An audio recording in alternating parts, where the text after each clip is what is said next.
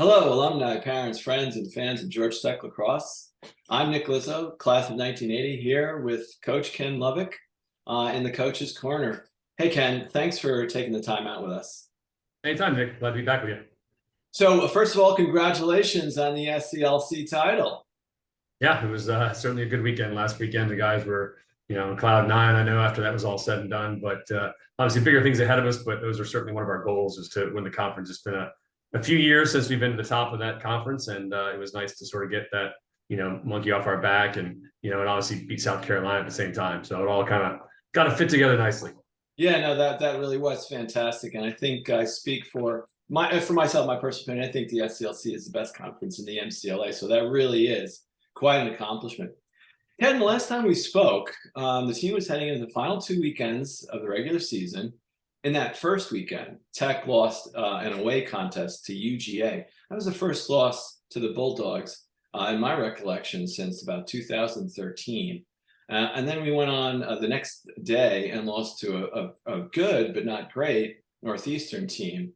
Some people describe as like a hangover loss. Could you describe the mood of the team after that weekend? I would say we got together that Monday, only because we were getting ready to fly out to Salt Lake City, and so there was definitely some focus. You could see it on that Monday at practice. Guys were there early. Guys were out playing catch before the normal time, and we usually have them arrive. You could see the disappointment. They know what they had done that previous weekend. It was one of those kind of things where there wasn't much talk about it. It was more about just getting back to work. We knew we had a daunting couple of games ahead of us heading out west. You certainly don't want to lament on a weekend like that, especially when there's not a lot of positives. There were some, but not a lot. And so I think the resiliency of those guys showed that Monday at practice, knowing full well that you got to put that stuff behind you. Certainly we'll take some things from it, but we're not going to dwell on it. And I think that's the focus we saw from those guys on Monday and Wednesday practice that week, as we prepared to head out west. So certainly the team showed like a great deal of character. So since that weekend, Lacrosse Jackets have won 7 games in a row, including wins over top-ranked at the time Florida and highly ranked Utah Valley, BYU, Florida State, and of course the SCLC division rival South Carolina in the conference championship game. So specifically, what were the practices like? I mean, what did the kids do differently? We talked about like they showed up early, but like was it more intensity? Was it more grim determination as they headed into that final weekend, to that final regular season weekend? Yeah, it was like what I thought I liked is I saw a lot more spirit and competition. It almost became like, we just have the offense versus the defense, or blue versus gold, whatever it may be. But there was a different edge on them for sure. On that Monday, we made sure we had a lot more competition stuff going on in practice, just to get the juice flowing again. I mean, that's the number one thing we talked about early on, was these guys got to come and play with juice, and we didn't see that in the Georgia game or the Northeastern game, and so they sort of reset their minds on that week of practice heading into the back end of our schedule with only a few games on it, and really focused on that part of it in terms of we got to be back to who we are and what we're good at, and that's sort of the blue collar, chip on your shoulder, got to grind everything out type mentality. And it was actually sort of entertaining for the coaches, because you had the offense chirping the defense chirping the offense, really trying to get under each other's skin to push each other. That was the whole idea. And obviously that showed a lot right off the bat when we got to BYU, and obviously Utah Valley as well, that that had worked. They had kind of refocused themselves and really kind of got back on track, so to speak, in terms of what we presented to them back in January. Yeah, you kind of got to feel sorry a little bit for BYU and Utah Valley. So Coach, we talked about a bunch of games there: Florida, BYU, Florida State, two additional conference games. Any individual performances along the way you want to highlight, and who were the team leaders during that time? That hasn't really changed. It's really been, you've got Sam Eck, who does a fantastic job on the offensive end, sort of steering that ship, along with Pearson, Devin, and Brooks, and all those guys. I mean, they're a veteran bunch, and they really kind of steer that ship very, very well. Defensive side, nothing changed there. You got Connor and Kevin down below as the two seniors, who really do a good job keeping those guys focused and keeping their intensity up. Hudson coming on as a sophomore has been playing fantastic. You got Taylor in there. You bring in Ian, who's the young guy, the transfer, Ian Balzer, the long stick committee, who's always come with intensity and passion.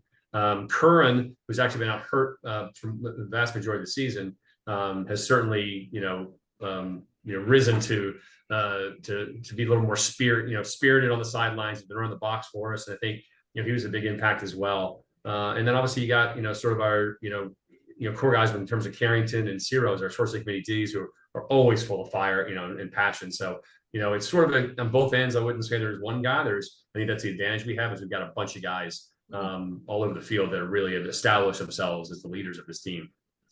So, Coach, it's might be a little bit of a tough discussion, but can you tell us a little bit about the goalie situation? Yeah, well, we get asked about that a lot, obviously, with what's going on. And Owen unfortunately was concussed in the Georgia game. A very random sort of just got a knee to the head and had to come out of the game. Obviously, we kind of went through a platoon of guys to try to settle that down in that game, but nothing seemed to work. And then we eventually settled on Peter. Peter's been doing a great job, practicing and getting better and better with our staff. Obviously we got Jack and Kevin running the goalie side of things, and they've got their hands full, obviously, with the number of goalies that we have, 5 of them. But Peter's been showing a lot of improvement ever since fall.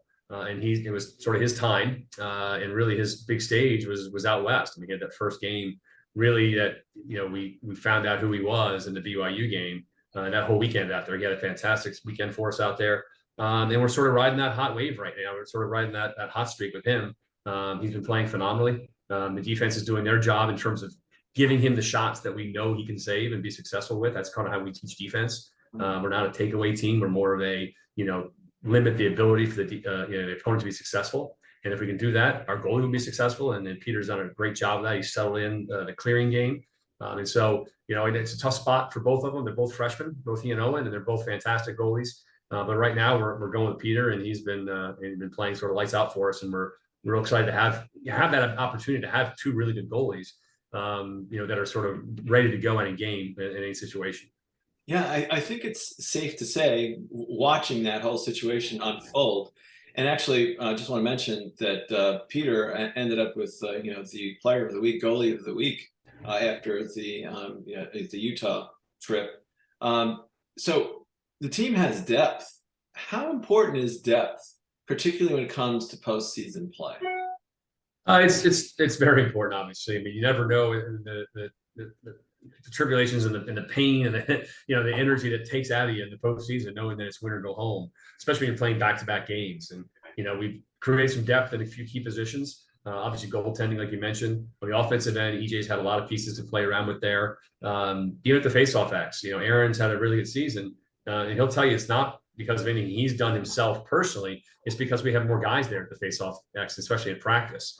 With Ben, Maddox and Luke, 3 freshmen that have come in and are all faceoff guys. Those guys are battling together every day in practice, and they're making Aaron better. They're making themselves better. And so having that depth is incredibly important. Last year, Aaron didn't really have anybody to go against. I mean, we put a Pole or maybe Ciro, who used to face off for us. We give him some reps, but Aaron was sort of, on his own island to get himself ready for games. So having those 4 guys battling in a position like that is crucial. Even at the LSN position, we've had some depth there, which has been very good for us. And obviously, those guys are, got to be high energy and a lot of reps, and and so Ian trying to do it all himself. But we've had a platoon of guys playing up there this year who've all done a great job. But when it comes to that postseason time, you just never know, especially God forbid any injuries. You certainly want guys ready to go, and having guys in the wings that are ready to go is certainly a luxury. So, Coach, it certainly seems like that's for the top guy, having that competition, having the fire in the belly, getting out there in the practice, really working hard. Boy, it's kind of easy to understand. Could you give us some insight? How do the guys, these student athletes who maybe are the second, third, and we mentioned we've got 5 goalies, how do you as a coach keep the fire in their belly? How do you keep that fire lit? It's a great question and a tough one to answer.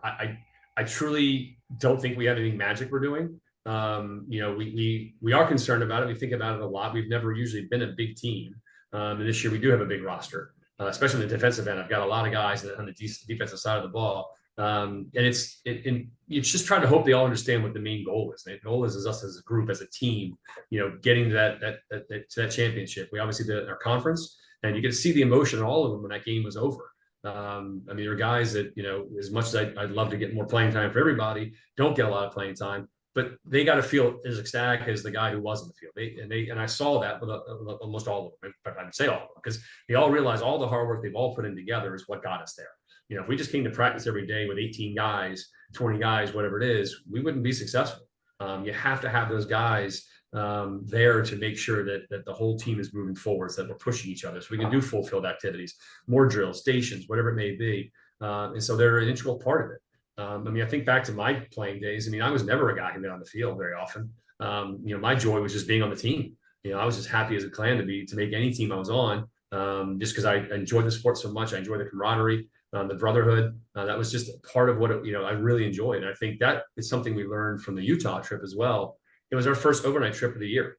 And I think those are incredible bonding moments for the guys. There's no distractions. It's just them, whether it's plane ride, hotels, eating meals together. That's something you just can't replicate in a practice or a normal situation. So, having that, we usually do overnight trips early in the season, because I think it's a really important thing for us. It just didn't work out that way this year. So I think having those guys away really is what is sort of spearheaded this back end of our schedule in terms of our success, because it was the first time they could all kind of be together instead of just stretching or whatever it may be. So as much as people, budget wise, it's tough to travel in hotels and all that, there's a real advantage to it. And I think we saw a lot of that coming out of Utah. Well, I think that brotherhood that you described, it really comes across. You see that like on the field. So, Coach, with the SCLC conference title comes the automatic qualifier to the national tournament, which is going to be in Round Rock, Texas this year. Could you please tell us a little bit about the itinerary, starting with finals are over? What's the itinerary for practice and for getting out to Round Rock? And then for some of the parents and fans who might not know, could you go through that schedule, that grueling schedule that is the national championship week? It is a grind. It's what the MCLA has been sort of known for. It used to even be harder back in the day. I mean, no off days or just one off day. So at least now they have some off days built in. But the guys are in exams right now. They started yesterday. And so they'll finish up next Thursday. We practice already this week. We'll practice tomorrow on a Saturday. And then we kind of pull it back. We're going to do a couple sort of mini sessions just to get them out of their dorm room, staring at books and libraries, do a couple of just sort of stretches, shooting, stick work, and then get them back into their rooms so they can study. So we're not doing a whole lot this week coming up. And then we'll regroup out in Round Rock. The guys will fly out on Saturday. We'll get a practice in on Saturday and then a practice in on Sunday with the game starting on Monday. And so we're flip-flop this year with Division II. So we'll be the evening games this year. Last year we were the early games. And so starting Monday afternoon, Monday evening, we don't know, where we'll be seated or, where we'll fall, but we'll have an evening game on that Monday. But again, finals for us will be over, which is nice. I do see some teams out there that are in the middle of it. So for our guys to sort of have, a clean head is really nice. They don't have to worry about anything. Obviously we have a lot of seniors who are actually graduating on Saturday, so they'll join us on Sunday. But for the most part, it's nice when you get out there, because they don't have the stresses of the normal academics on their brain, because hopefully they've wrapped it all up and done well. And so now it's time just to focus on one thing, and that's to hopefully go out there and bring home a championship. So, Coach, not a lot of practices. What are you going to emphasize in those practices? I mean, EJ and I have been talking about it. I mean, even tomorrow at practice, we're going back to who we are. We got to fine tune some stuff we saw in Jacksonville that we want to be better at. Things that we got to be ready for as well, for some teams we know that do things a little differently, whether it's practicing against a zone or a 10-man or whatever it is. So we'll focus on that stuff tomorrow. Saturday out there will be a normal practice for us as well. But really, I mean, I think our attitude's always been, if we focus on ourselves, we'll be okay. It's especially with exam time, we can't do too much. They've been at this thing for over 4 months now. And so if they don't know it by now, we're in trouble. The biggest thing is just, we want to physically make sure they're ready when they get out there. And so that's why we'll just meet with a couple of mini sessions next week, just again, to make sure their bodies are still, stretching like they should be, hydrating, all that kind of fun stuff. Because, Texas is hot, and the guys that were out there last year will certainly attest to that. And the idea that, you better be ready. It's brutal out there. Talk a little bit about Round Rock. Last year, Tech advanced to the national tournament to only lose in the finals to South Carolina. How many players? I know you don't know the exact number, but about how many players are veterans of last year's tournament, and how important is experience as a factor in that tournament?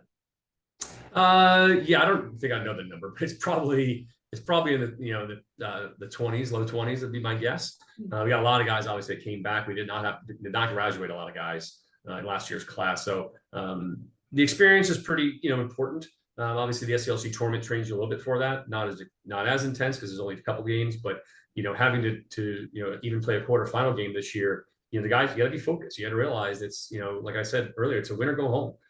And so getting out there and earning a good seed and making sure you're healthy and making sure you take care of your business is incredibly important. And so I think the older guys will certainly educate those young guys as it's their first time out there, especially as you try to look ahead but not look too far ahead. You certainly the success of last year means nothing to me in terms of, it's not MCLA doesn't grant us a pass into the finals. Every team's going to be gunning for us because I'm sure we'll be one of the higher seeds, and so there'll be a target on our back. And, as opposed to coming out of nowhere. I shouldn't say out of nowhere last year, but we certainly had a nice run in beating Virginia Tech, the 1 seed, and beating Clemson, who had beaten us during the regular season. I mean, there are some really good teams out there, and that the 16 that are out there are not. No one's a pushover, and so you can't look at it as oh well, we're a higher seed, so we'll win, it won't be a problem. Like you got to understand every game's going to be a battle, and so the season tried to prepare us for that. Obviously we did BYU and Utah Valley back to back within 24 hours. I don't think many people ever do that. Most people take a break, but we figured it was a challenge we wanted to take on because we knew the importance of our guys having to know what it means to play a game, go to bed, wake up, and have to be prepared to play the next day. Well, so Tech certainly, we don't know where the seeding is so far, but Tech certainly has earned a very high seed. Could you tell us a little bit about what the advantage is for a high seed versus a middle seed or a low seed? I don't know if there's much advantage. Obviously last year we went in as an 8, and certainly had a really tough Concordia team right off the bat. Yeah. And so again, like I said, there's 16 teams out there, and they're all there for a reason. I mean, they're not there because we're just handing out participation trophies. Every one of those teams either is a conference champion, or probably a runner-up, or just had a really good schedule, and competed against some really good teams. So obviously you tend to think sometimes a 1 or 2 or 3 seed means you probably got to walk into the second round. That NCAA has shown that's not true anymore. That the parity across the NCAA has really increased. It wasn't long ago that I can remember though that the 1 and 2 seeds, I don't think those games were within 10 goals ever for a number of years. And now you look at it now, and it's competitive top to bottom. Every game's a grind. Every coach will tell you it is. So, that's a testament to the hard work that all these teams are putting in across the country. And so when you get out there, again, there's no gimmies, and you got to make sure you're ready to play. Coach, yeah, I couldn't agree with you more. It's certainly like the play in the league has improved over the years. So with that, Coach, I want to say, best of luck. We certainly all wish you the very best out there in Round Rock. No matter what happens, it's been a great season. Any final thoughts? Yeah, we certainly appreciate all the parent support this year. They've been fantastic to us. The alumni have been great. I know they'll be cheering us on from all parts of the country like they do, and sending their notes and whatnot. And we just certainly proud of the guys this year and the work they've put in. But we're hopefully we're not done. Hope we got 4 more good ones left of us. Oh, well, certainly, I'm pretty sure you do. But I've got a final thought. Last year's final matchup was a division rival, South Carolina. It's certainly possible that this year's final matchup could be with UGA. To all our fans, I gotta say, if that's the way it goes, stay tuned. Best of luck in the postseason, Coach, and we'll see you here next time. Remember, together we swarm. Go Jackets!